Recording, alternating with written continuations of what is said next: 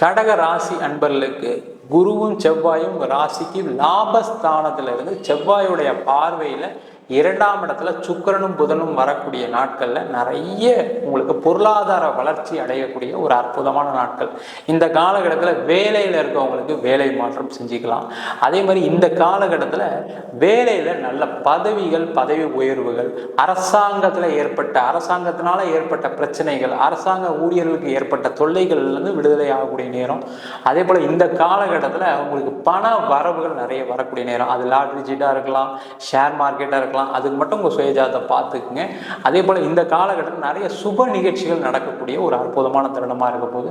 உங்களுக்கு வீடு, மனை, வண்டி, வாகனம் கண்டிப்பா வாங்குவீங்க. அந்த வண்டி, வாகனம், வீடு சம்பந்தப்பட்ட விஷயத்துல உங்களுக்கு பெரிய லெவலில் பொருளாதார வளர்ச்சி இருக்கக்கூடிய ஒரு அற்புதமான தருணமாக இந்த 24 நாட்கள் இருக்க போகுது.